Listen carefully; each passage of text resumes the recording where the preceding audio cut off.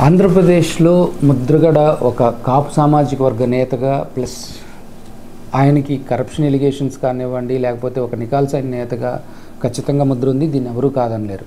ఈ నేపథ్యంలో ఆయన చీటికి మాటికి ప్రతి చిన్న విషయానికి అలుగుతారు. నేనే పార్టీలో గొప్ప, లేకపోతే నేనే సీనియర్ని అనే ఒక గట్టి పట్టుదల కానివ్వండి, అహం కానివ్వండి, ఇలాంటి ఇది ఆయనకి ఖచ్చితంగా ఉందని అది ఎవరూ కాదనలేని నగ్న సత్యం. అయితే ప్రతి నిర్ణయాన్ని కూడా తనకే చెప్పి తీసుకోవాలని, అలాగే తనకు తెలియకుండా ఏ నిర్ణయం తీసుకోకూడదని, తన సూచన లేకుండా ఎలాంటి నిర్ణయం తీసుకోకూడదనేది ఆయనకుండే మొట్టమొదటి లక్షణం. ఈ లక్షణాలు రాజకీయ నాయకుడిగా ఆయన ఎదగలేకపోవడానికి కారణాల్లో ఈ లక్షణాలు ముఖ్యం అన్నమాట.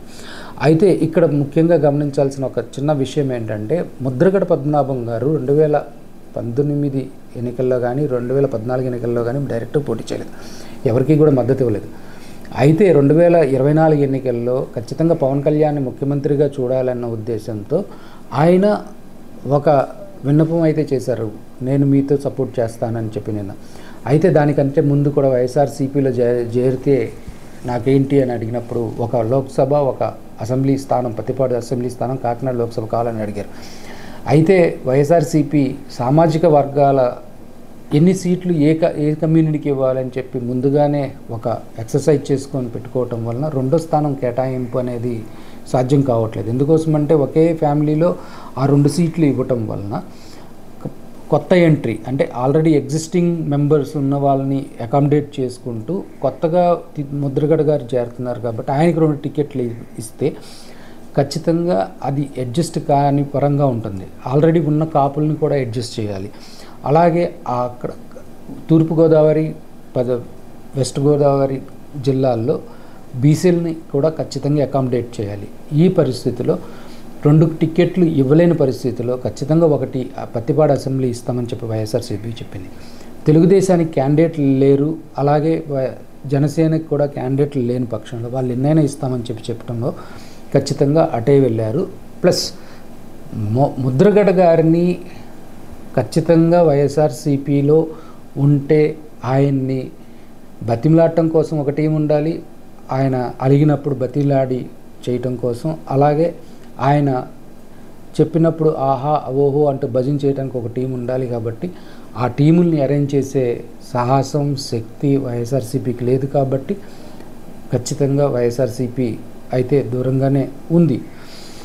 ఈ నేపథ్యంలో జగన్మోహన్ రెడ్డి గారు నిన్న ఒక విషయం చెప్పినట్టు బయటకు వార్తలు వస్తూ ఉన్నాయి.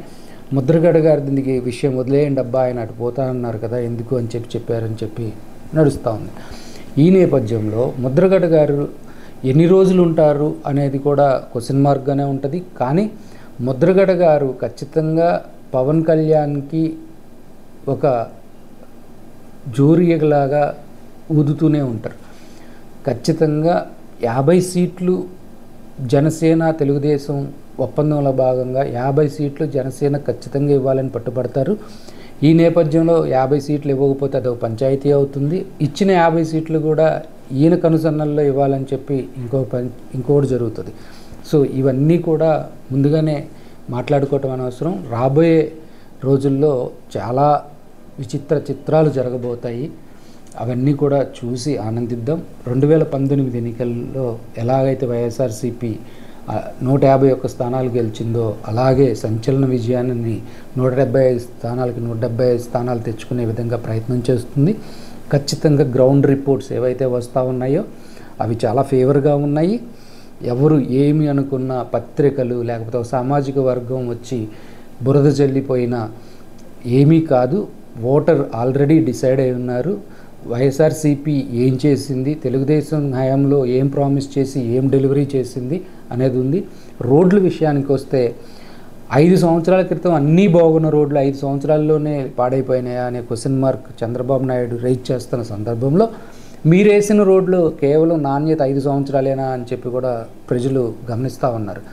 సో అక్కడ ఏం జరిగింది అనేది అని కూడా ప్రజలు లోతైన చర్చ చేస్తూనే ఉన్నారు రోడ్ల విషయంలో. అలాగే డెవలప్మెంట్ విషయంలో జిల్లాకు ఒక డెవలప్మెంట్ లెక్కన ఏమేమి జిల్లాలో ఏమేమి డెవలప్మెంట్ జరిగిందో ఆల్రెడీ సోషల్ మీడియాలో చక్కర్లు కొడతా ఉన్నాయి. ఖచ్చితంగా ఏం డెలివరీ చేశాము, ఏం చేశాము అనేది కూడా జరుగుతూ ఉంది. ఉపాధి దొరకట్లేదు, ఉద్యోగాలు దొరకట్లేదు అనే దానికి మీ ఇంటి పక్కన ఉన్న పిల్లోడికి ఉద్యోగం వచ్చిందా లేదా చూడండి, అతను ఎక్కడ ఉద్యోగం చేస్తున్నాడో చూడండి. సో ఇవన్నీ తెలిసిన సందర్భంలో ఖచ్చితంగా వైఎస్ఆర్సీపీకి పాజిటివ్ వేవ్స్ ఉన్నాయి. ఏం జరగబోతుంది అనేది మనం రాబోయే రోజుల్లో ఎన్నికల ఫలితాలు వచ్చే వరకు కూడా మాట్లాడుకుంటూనే ఉంటాం. Thank you. ఈ వీడియో కనుక మీకు నచ్చితే లైక్ చేయండి. మా ఛానల్ని సబ్స్క్రైబ్ చేసుకోవడం మాత్రం మర్చిపోకండి.